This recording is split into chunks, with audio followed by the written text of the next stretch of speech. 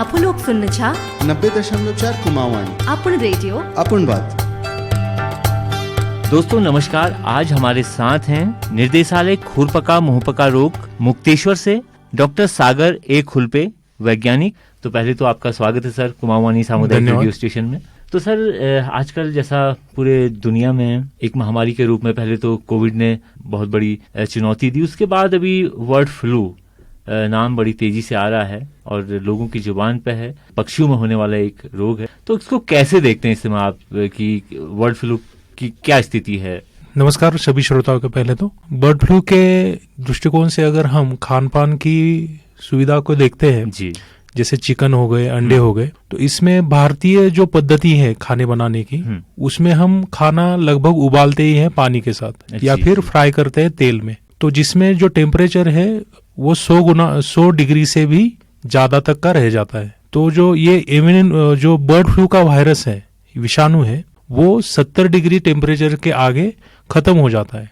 तो आप निश्चिंत होके चिकन और अंडे का सेवन कर सकते हैं, लेकिन जरूरी है कि वो अच्छे से पका हुआ हो, उबला हुआ हो, बॉईल किया हो या फ्राई किया हो, तो आप वो सेवन कर सकते हैं जी। तो इसको मतलब पका के खाना है, बहुत ज्यादा कच्चा या कुछ लोगों में आदत होती है तो वो अवॉइड करना है। हाँ, जैसे बहुत लोग हाफ फ्राइड ऑमलेट खाते हैं, तो वो चीज हमें अवॉइड करनी है। और सर एक चीज जानना चाहेंगे कि कई लोगों में भ्रांतियां हैं कि ये फैलता कैसे, इसको थोड़ा हम समझें कि। तो जो पहले हम देखते हैं कि बर्ड फ्लू जी मतलब मुर्गियों की महामारी है। अच्छा। इसको हम मनुष्य में देखते हैं कि प्लेग जो बोलते हैं हम, ये इसी टाइप का एक महामारी टाइप का विषाणु है जो संक्रमित होता है बहुत सारे जो जनजाति है पक्षियों की, उसमें ये अपने तीतर में भी पाया जाएगा, जंगली मुर्गी में भी पाया जाएगा। हम जो ब्रॉयलर चिकन खाते हैं या फिर जो अंडा देने वाली लेयर मुर्गियां है, उसमें भी ये संक्रमित हो सकता है। पहले तो ये विषाणु जनित रोग है जी। ये हवा के माध्यम से फैल सकता है, पानी के माध्यम से भी फैल सकता है, या फिर जो मलमूत्र है जी, उसमें जो हम गद्दी बिछा देते हैं, जो स्ट्रॉ वगैरह, उसके माध्यम से भी ये फैल सकता है जी। इसके अगर हम लक्षण देखे जाए तो ये जो वायरस है ये मेनली जो अपने फेफड़े है उसमें उसको प्रभावित कर देता है, इन्फेक्शन करता है जी, प्रभावित करता है।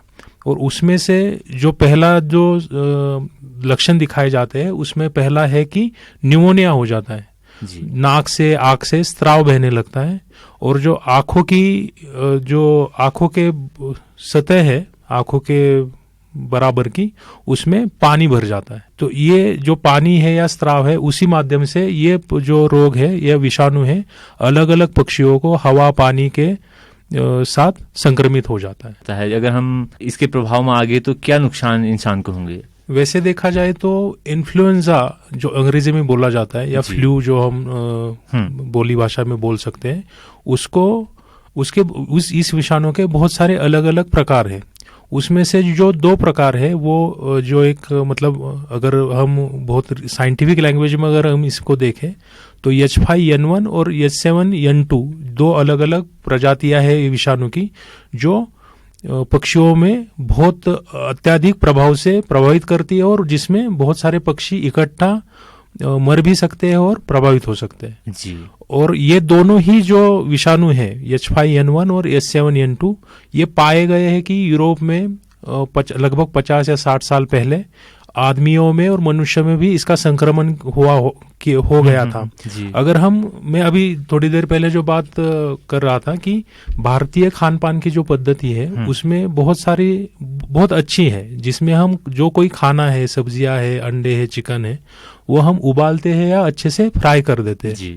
लेकिन जो यूरोपियन पद्धतियां हैं, उसमें बहुत सारे, एक तो वहां पे बहुत ठंडा मौसम रहता है, तो वहां पे फल सब्जी रहा, चिकन रहा, मटन रहा, तो वो लोग उसको अचार के समान प्रिजर्व करके बहुत महीनों के अंतराल के बाद खाते हैं, या वो उस तरह से भंडारण करके उसको खाते हैं ठंडे में रख के। तो ये वायरस तो ठंडे में रहेगा ही, और वो इसी कारण ये जो वायरस है जो आदमियों में भी फैल चुका था, ये चिकन अंडे के कारण तो फैला, मतलब जी बिल्कुल। अभी हम जानना चाहेंगे कि हमारे समुदाय में बहुत सारे लोग मुर्गी पाले हुए हैं, तो उनको क्या सावधानी बरतने की जरूरत है बर्ड फ्लू के लिए खास करके? तो बर्ड फ्लू जैसे ये हवा पानी अन्न से फैल सकता है, जो खाद्य हम मुर्गियों के देते हैं उससे फैल सकता है। तो हम उसके लिए जरूरी है कि पहले अगर हम देखें कि जो छोटे चूजे रहते हैं या लेयर फार्म्स है या फिर ग्रोइंग स्टेज के जो मुर्गे हैं, इनका जो शेड रहे वो अलग अलग रहे। पहली चीज, बिल्कुल इनका जो रहने की व्यवस्था है वो अलग अलग रहे। दूसरी चीज, इनके जो नीचे स्ट्रॉ वगैरह बिछाया जाता है, बिछाली जो जाती है, उसमें आप हो सके तो चूना का जो पाउडर है वो 2% के हिसाब से 2% की मात्रा में आप उसमें छिड़काव करके उसको रख सकते हैं। और हो सके तो जो बिछाली है उसको हर हफ्ते आप या 10 दिन में एक बार आपको बदल देना चाहिए, क्योंकि जैसे मैंने इससे पहले बोला ये मल मूत्र विष्ठा से भी जो विषाणु है संक्रमित हो सकता है। तो जरूरी है कि इसको हम लगभग हर 2 हफ्ते बाद 10 दिन बाद इसको बदलते रहें। और जो शेड का तापमान है, ये वायरस अत्यधिक ठंडे इलाकों में, ठंडी जगह पे या फिर जहाँ पे पानी की नमी है वहां पे ज्यादा से ज्यादा पाया जाएगा, ज्यादा फैलेगा पाया जाएगा, फैलने की संभावना है। तो जो अपने शेड का या मुर्गी के गृह का जो तापमान है उसको आप लगभग 30 डिग्री से ज्यादा रखने की ज्यादा से ज्यादा कोशिश कर दीजिए। जी, तो इसमें वर्तमान स्थिति किस तरीके की दिखती है? क्या नाजुक है या इस पे काम चल रहा है कि आने वाले दिनों में क्या हम इसको कम कर पाएंगे, या किस तरह देख रहे हैं आपके अनुसंधान के हिसाब से?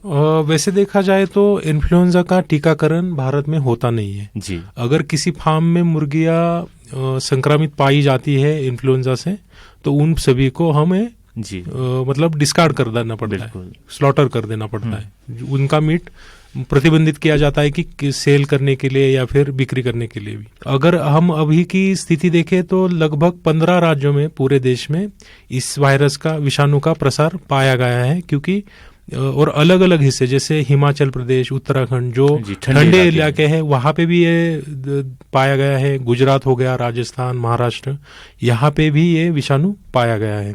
और अगर दक्षिण के इलाके देखें, केरल, तमिलनाडु, वहां पे भी हमें ये विषाणु पाया गया है। तो मतलब ऐसा कुछ नहीं है कि ऋतुमान अनुसार ये चेंज होगा। अगर ये पाया जाता है हवा के माध्यम से अगर फैलेगा तो ये फैलता ही चला जाएगा। तो बिल्कुल। तो सर संक्षिप्त में ये जानना चाहेंगे कि हमें बर्ड फ्लू से कितना डरना चाहिए और कितनी सावधानी बरतनी चाहिए? जिन जिन राज्यों में या जिन इलाकों में इसका संक्रमण पाया नहीं गया है वहां के चिकन अंडे आप आसानी से बिना डरे आप सेवन कर सकते हैं। और अगर रही बात प्रसार को रोकने की, तो जो मुर्गियां है उनको तनाव रहित वातावरण में रखना हमारी जिम्मेदारी है। जैसे विटामिन्स रहे, मिनरल मिक्सचर रहे, वो अपने मुर्गियों को खाद में जरूर आवश्यकता अनुसार मिला के देना चाहिए।